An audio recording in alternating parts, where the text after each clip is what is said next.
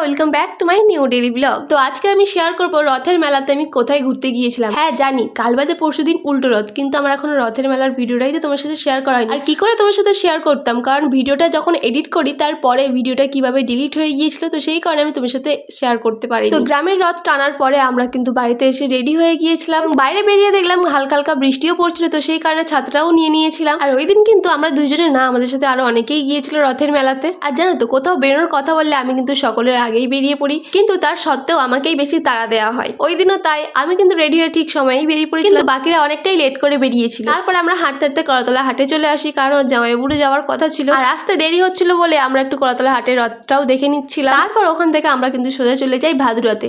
আর জানো তো, ওই দিন নৈনান মোড় থেকে কোনো টোটোই আসতে দিচ্ছিল না ভাদুরার দিকে, কারণ ভাদুরাতে প্রচুর পরিমাণের ভিড় হয়ে যাচ্ছে। আর ভাদুরাতে পৌঁছানোর পর দেখলাম ভাদুরার অনেকটা আগে আমাদেরকে গাড়ি থেকে নামিয়ে দেওয়া হয়েছিল।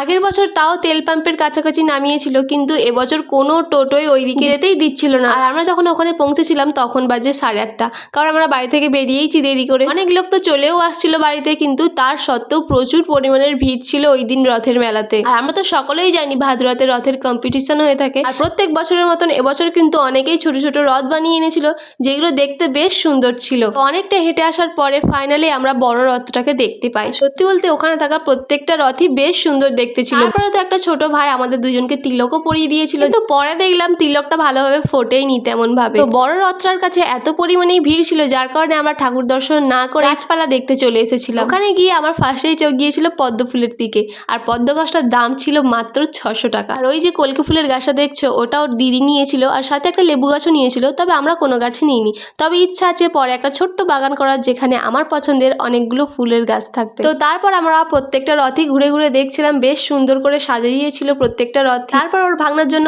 একটা স্প্রিং পটেটো নিয়ে নিচ্ছিল, আমাকেও খাওয়ার কথা বলেছিল, বাট ওর দামটা শুনে আমার খাওয়ার ভক্তিটাই চলে গিয়েছিল। কিন্তু পরে একটু টেস্ট করে দেখেছিলাম, বেশ দারুণ খেতে ছিল। তো ভাদ্র থেকে যখন আমরা বাড়ির দিকে ফিরি তখন বাজে রাত 10টা, এবং সেই সময় ওর জামাইবাবু বললো চলো 4 নম্বর থেকে তোমাদেরকে ঘুরিয়ে নিয়ে। ওখানে পৌঁছে দেখলাম সব দোকানপাট বন্ধ হয়ে গিয়েছিল এবং মেলাও শেষ হয়ে গিয়েছিল। শুধু রথটা যেখানে থাকবে সেখানে রথটাকে টেনে নিয়ে যাওয়া হচ্ছিল। কিছুক্ষণের জন্য হলেও প্রায় অনেক বছর পর 4 নম্বরের রথ দেখতে গিয়েছিলাম। আগে যখন দাদু থাকতো তখন দাদুর সাথে রথ দেখতে যেতাম 4 নম্বর। ভিডিওটা কেমন লাগলো অবশ্যই কিন্তু কমেন্ট করে জানিও। আর যারা যারা এখন আমার পেজটাকে ফলো করেনি তারা অবশ্যই পেজটাকে ফলো করে নিও।